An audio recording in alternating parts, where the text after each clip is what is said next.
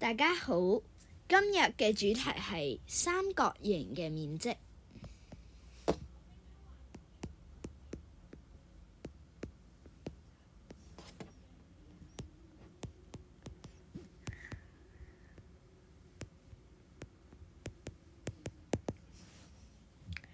三角形嘅面積係咩呢？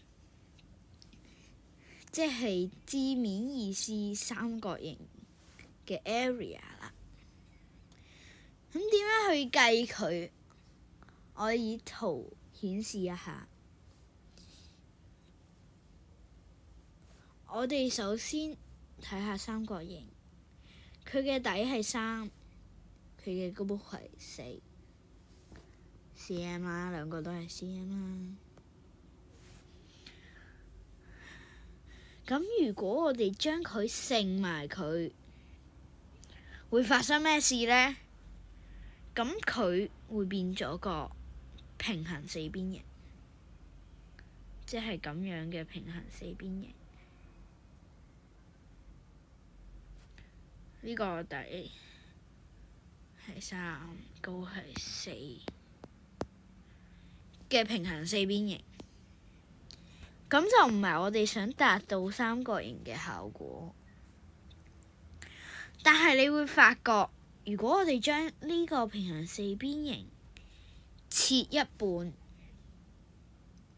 咁呢個其中一半嘅面積就係我哋呢嚿嘅面積。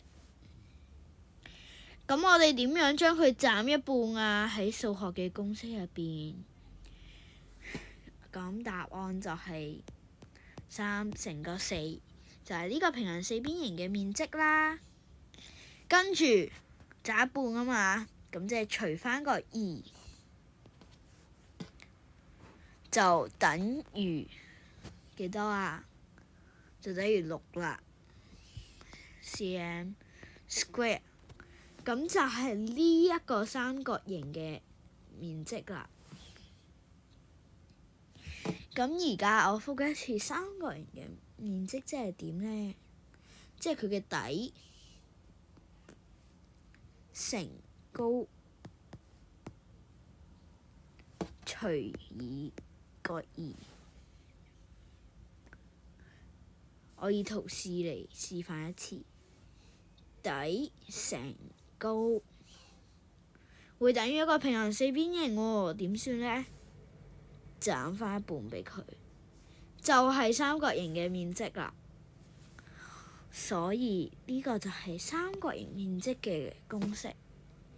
好，我而家有個進階題，呢度有一個三角形，面積係10cm square， 而佢嘅底係4cm。點樣去計佢嘅高？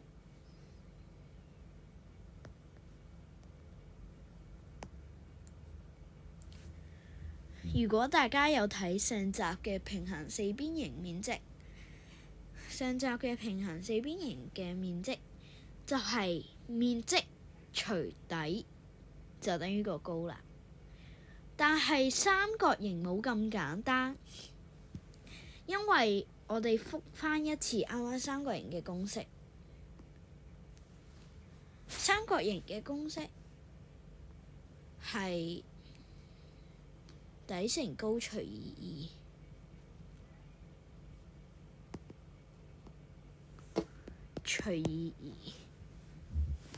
2，而平行四邊形只係除兩個相乘就得啦。所以我哋而家要將個三角形變返做平行四邊形。咁點去變佢呢？咪乘返個2咯，咪變做平行四邊形咯。即係佢嘅 area 乘以2變咗做平行四邊形之，再除返個底，亦即係4啦。咁個答案呢就會係個高啦。OK，咁我哋而家嚟計下呢一題嘅答案啦。咁即係乘以2，即係20啦，除以個4，即係佢嘅高係5cm 嘅，咁就揾到佢嘅高度啦。好，而家我教嘅係揾高，咁你都要視乎佢係俾咩資料。如果佢係俾高你嘅，例如如果呢個係4，佢冇俾個底你，咁其實都係一樣計法。最緊要就係要乘翻個2先，再除4，再除翻個高或者底，咁就會等於答案噶啦。咁我而家覆翻一次所有關於三角形面積嘅嘢。首先，三角形如果你直接乘佢，會變成平行四邊形。要將佢斬翻一半，即係除以2。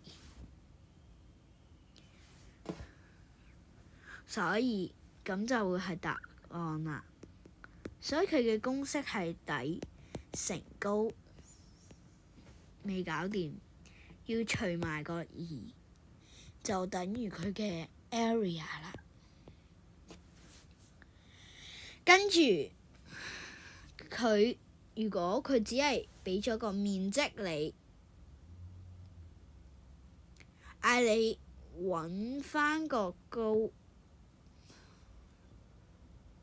呢邊啦，高啦，冇俾你個高，咁就係面積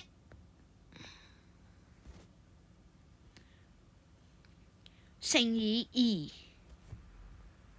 變翻做個平行四邊形先，跟住再除翻個底或者高啦，咁就等於個答案啦。好，今日我三角形面積嘅計算方法就到呢度啦，下集再見，拜拜。